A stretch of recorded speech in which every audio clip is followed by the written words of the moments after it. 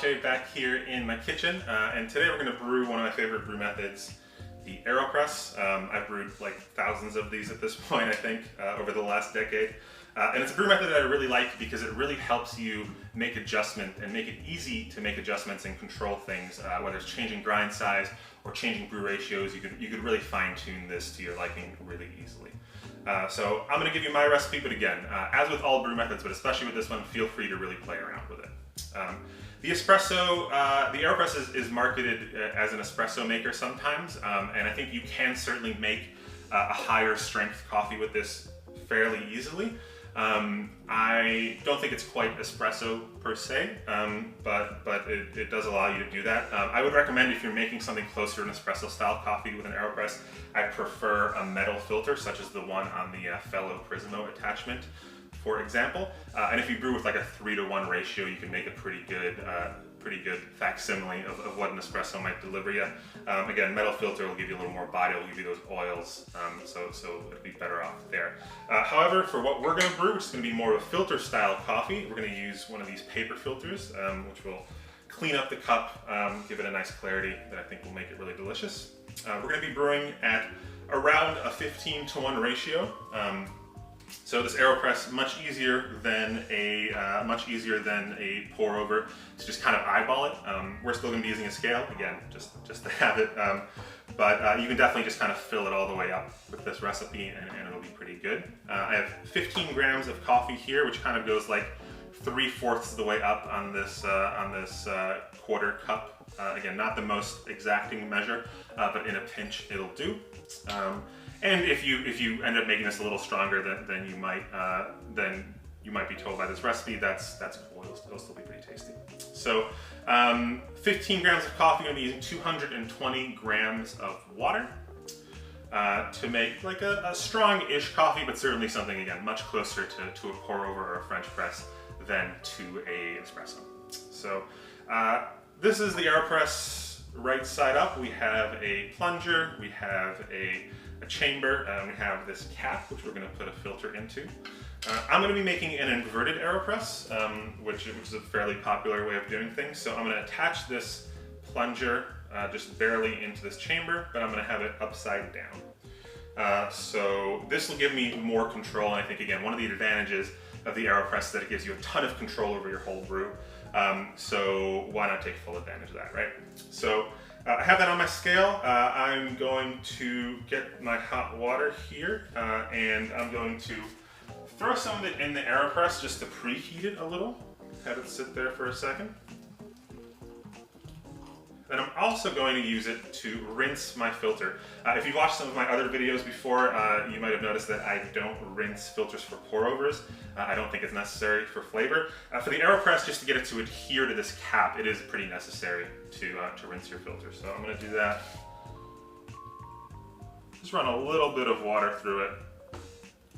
Hold it by the edges and just kind of flatten it out to make sure you don't have any grinds that are going like around the edges of the filter. All right, let me get this water out of the way. And why don't I grind this coffee? I'm going to grind it kind of on like a medium setting, basically. This is a pretty quick brew method, but a little bit of added pressure that the Aeropress gives us allows us to still grind this on a medium grind and make delicious coffee in like 2 minutes. So I'm going to grind, and I'll be right back.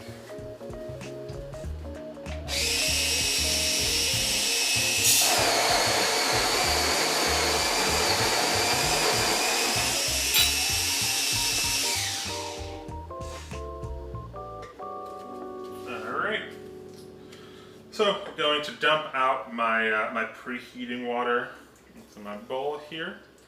And the Aeropress comes with one of these funnels, which I think is really good because it has 2 uses. First, I'm going to use this funnel to dose, and especially in an inverted Aeropress, using this funnel to dose will be really helpful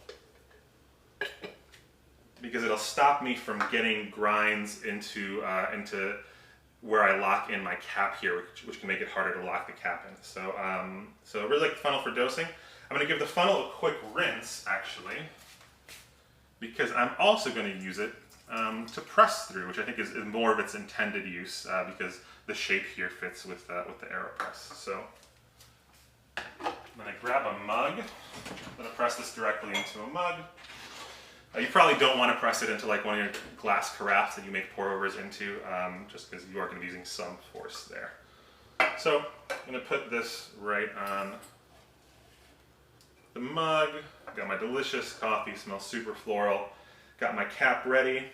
Got my stir, which I'm going to need. And my water just heated up, so all right, good to go. I'm going to turn on my scale and brew. So 220 grams of water in total. I'm going to level this out a little.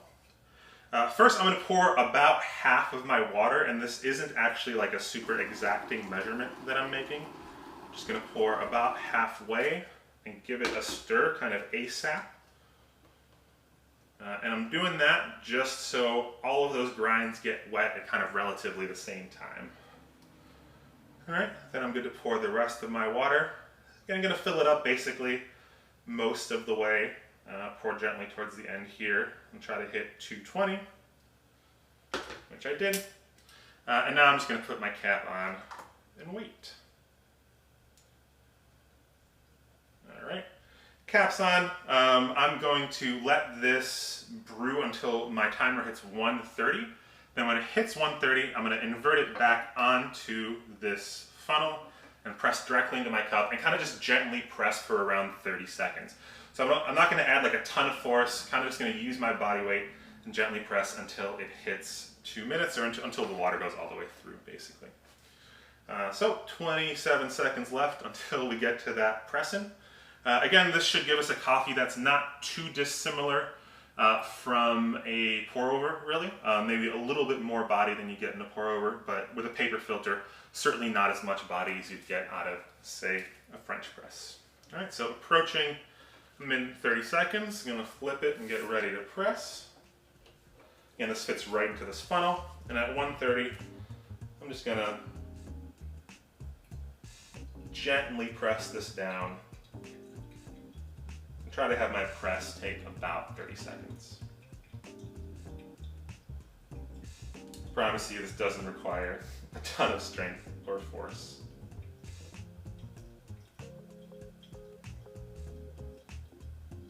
Gently pressing while watching my timer. And at around 2 minutes, you should hear the last of that air go through. And then you're done. Another reason the Aeropress is a super convenient brewer is that cleanup is really super easy compared to like a French press, for example. So I'm just going to unscrew the cap. And I should be able to plunge my puck directly into the trash. I'm gonna give it a quick rinse afterwards, but it's super easy to clean.